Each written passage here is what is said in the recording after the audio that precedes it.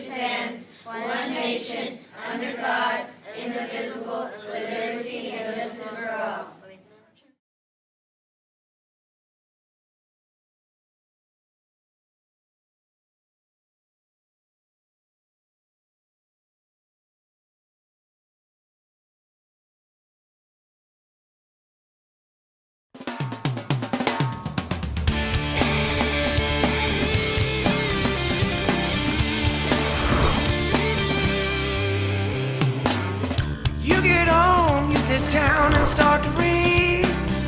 20 minutes in a day is all you need. Work together, adding miles up every day. J.J. Harris is traveling around the USA, reading our way across the USA. Reading our way across the USA. Reading our way across the USA. Reading our way across the USA.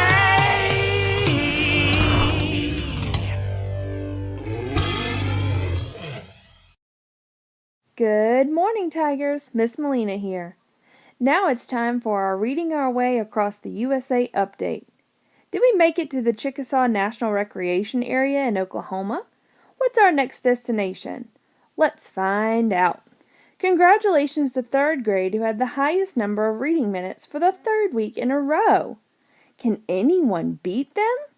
They read 5,494 minutes. Now that we're here, let's learn all about the Chickasaw National Recreation Area. The national park is located in Sulphur, Oklahoma, right over here in the lower part of the state. Folklore tells us that the early people referred to this area as the peaceful valley of rippling waters.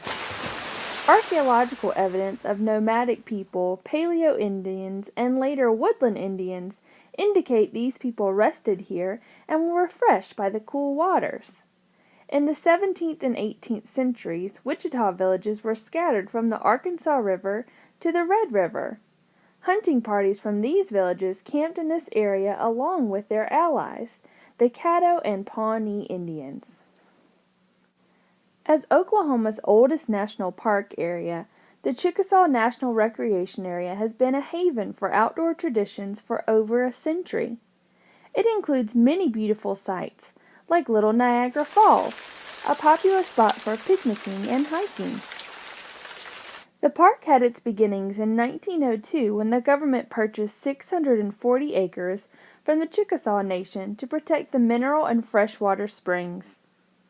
A portion of the park's upland prairie has been reserved as a range for a small herd of American bison, commonly known as buffalo. Although the springs of the park were once a favorite watering hole of large herds of bison which roamed this area, increased settlement led to the elimination of the animal in the last half of the 19th century.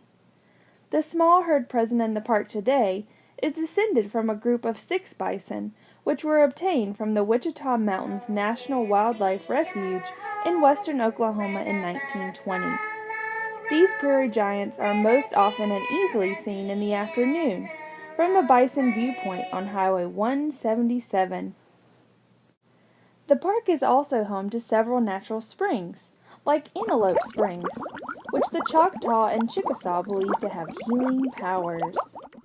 Most of the national recreational area is taken up by the 2,350-acre Lake of the Arbuckles and the prairie and woodland along its shores.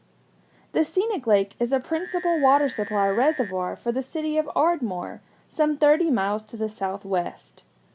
Lake of the Arbuckles was built by the Bureau of Reclamation in 1966 by impounding Rock Creek. Water quality and clarity are excellent. The Oklahoma Department of Wildlife Conservation rated the lake as the best for bass fishing in the state. The lake features 36 miles of shoreline. Fishing is permitted year-round for crappie, catfish, largemouth bass, white bass, and bluegill. Perhaps the best way to experience all that the park has to offer is to camp out. Look up at the stars and breathe in the fresh park air. Well, that's all for this week. Remember to read, read, read. Tell your friends we can't do it without them. Next week we're headed to the Alamo in Texas. We will need to travel 402 miles to get there by next Monday. I know you can do it. Remember, you can check out where we've been and where we are now right outside the library. See you next week.